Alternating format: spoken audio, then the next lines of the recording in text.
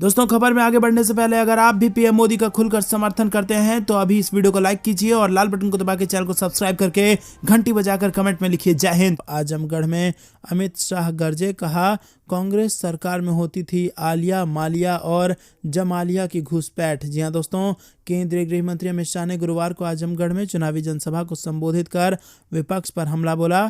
कहा कि जब तक देश में कांग्रेस और अन्य दलों की सरकार रही तब तक पाकिस्तान से आलिया, मालिया और जमालिया घुसपैठ करते थे, लेकिन अब मोदी सरकार में भारतीय सेना पाकिस्तान में घुसकर आतंकियों के खिलाफ कार्रवाई करती है।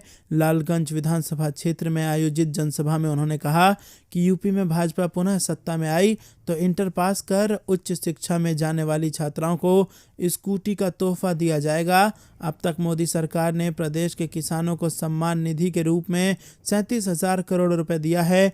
फिर से यूपी की सत्ता में आने पर किसानों का बिजली बिल पूरी तरह से माफ कर दिया जाएगा। अमित शाह ने कहा कि हर गरीब को पक्का मकान दिया जाएगा। पीएम मोदी ने आयुष्मान योजना के माध्यम से गरीबों को 5 लाख तक के मुफ्त इलाज की सुविधा दी है।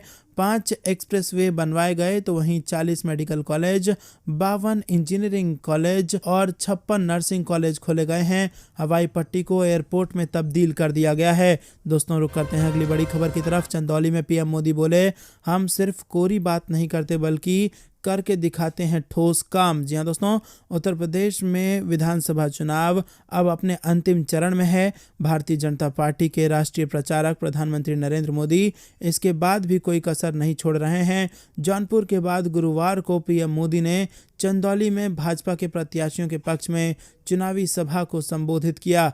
दोस्तों, रुक करते हैं अगली बड़ी खबर की तरफ। पीएम मोदी का अखिलेश पर हमला, बोले जात पात में बांटने की थी कोशिश, यूपी ने समझ ली इनकी चालाकी। जी हां दोस्तों, यूपी विधानसभा चुनाव के छठे चरण के तहत 10 जिलों की 57 सीटों के लिए मतदान हो चुका है। राजनीतिक दलों और नेताओं ने 7वें चरण के लिए अपनी पूरी ताकत झोंक दी है और इसी बीच गुरुवार को प्रधानमंत्री नरेंद्र मोदी ने जौनपुर में चुनावी जनसभा को संबोधित करते हुए समाजवादी पार्टी पर जमकर हमला बोला।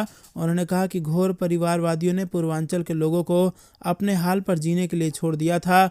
घोर परिवारवादियों ने पूरी कोशिश की थी कि उत्तर प्रदेश जात पात में बढ़ जाए, लेकिन यूपी के लोग ने घोर परिवारवादियों की चालाकी को समझ लिया। पूरी यूपी एकजुट एक मत खड़ा हो गया है। पीएम ने सवाल उठाया कि कोरोना के मुश्किल समय में घोर परिवारवादी लोग कहाँ थे। ये लोग इस साजिश में जुटे थे कि भारत के टीके को बदनाम कैसे किया जाए। ये लोग इस संकट को और गंभीर बनाने के लिए काम कर रहे थे। पीएम ने केंद्र और प्रदेश सरकार द्वारा चलाई गई लोक कल्याणकारी योजनाओं का विस्तार से उल्लेख किया। उन्होंने लोगों से मतदान जरूर करने का आह्वान किया। दोस्तों, रुक करते हैं अगली बड़ी खबर की तरफ। कई देशों में तेजी से बढ़ रहा संक्रमण, भारत के 50% सक्रिय केस केरल, महाराष्ट्र और मिजोरम में, स्वास्थ्य मंत्रालय का ये बड़ा बयान। जी हां दोस्तों, केंद्रीय स्वास्थ्य मंत्रालय ने गुरुवार को बताया कि अब भी कई देशों में बड़ी संख्या में कोरोना के मामले सामने आ रहे हैं। कुछ देशों में संक्रमण की गति में वृद्धि भी हो रही है। दुनिया में रोजाना करीब 15 लाख मामले सामने आ रहे हैं।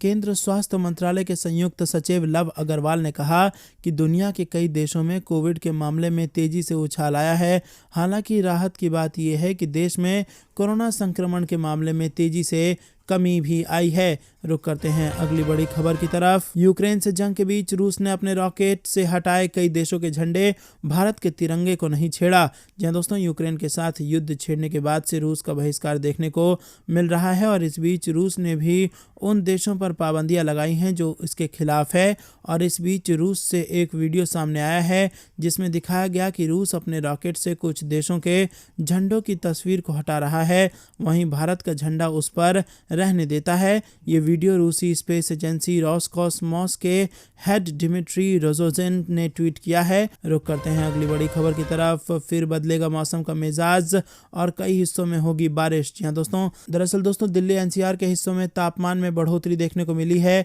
पहाड़ों के कुछ हिस्सों में बर्फबारी दर्ज की गई है जिससे लोगों को सर्दी का सामना करना पड़ रहा है। दक्षिण भारत के कुछ हिस्सों में बारिश भी दर्ज की गई है। भारतीय मौसम विभाग ने कई इलाकों में बारिश की की चेतावनी जारी कर दी है। IMD के मुताबिक अगले एक दिन में दबाव और तेज होने की संभावना है। मौसम विभाग ने भविष्यवाणी की है कि अगले 48 घंटे में श्रीलंका के पूर्वी तट के साथ और उत्तरी तमिलनाडु तट की ओर पश्चिम उत्तर पश्चिम की ओर बढ़ने की संभावना है और अगले 2-3 दिनों में कई क्षेत्रों में बारिश होने की संभावना जताई गई है। दोस्तों रुक करते हैं अगली बड़ी खबर की तरफ। रूस यूक्रेन युद्ध के बीच अमेरिका ने फिर की भारत की तारीफ। सीनेटर ने दोस्ती के लिए जताया मोदी का आभार। जी हां दोस्तों, रूस और यूक्रेन के बीच युद्ध जारी है और संयुक्त राष्ट्र में गैर हाजिर होकर भारत एक तरह से लगातार अपने सबसे पुराने दोस्त को अपना समर्थन दे रहा है। जाहिर है कि ये बात अमेरिका को खल रही होगी। जो बाइडेन से लेकर कई अधिकारी और सीनेटर भारत के साथ अपनी नई दोस्ती को मजबूत करने की कवायद कर रहे हैं। अमेरिका के एक शीर्ष सीनेटर ने बुधवार को यहां कहा कि दोनों देशों के बीच बढ़ती दोस्ती के लिए अमेरिका भारत के लोगों और प्रधानमंत्री नरेंद्र मोदी का आभारी है।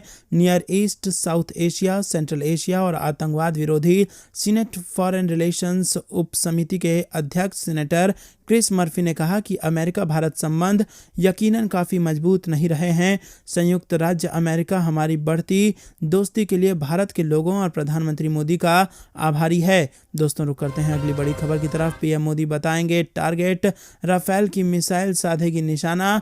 भारतीय वायुसेना का सबसे बड़ा शक्ति प्रदर्शन। जी हाँ दोस्तों, यूक्रेन युद्ध के बीच भारतीय वायुसेना अपने सबसे बड़े शक्ति प्रदर्शन के लिए पूरी तरह से तैयार है और इस फायर पावर का गवाह बनेंगे खुद प्रधानमंत्री नरेंद्र मोदी। जहां दोस्तों 2 साल में एक बार होने वाले इस वायु शक्ति एक्सरसाइज में भारतीय सेना के सभी फाइटर जेट, हेलीकॉप्टर और टोही विमान हिस्सा ले रहे हैं। वायु शक्ति युद्धाभ्यास की सबसे खास बात यह है कि लाइव फायरिंग ऑपरेशन के दौरान प्रधानमंत्री लड़ाकू विमानों को टारगेट बताएंगे और पायलट उन निशानों को साधेंगे।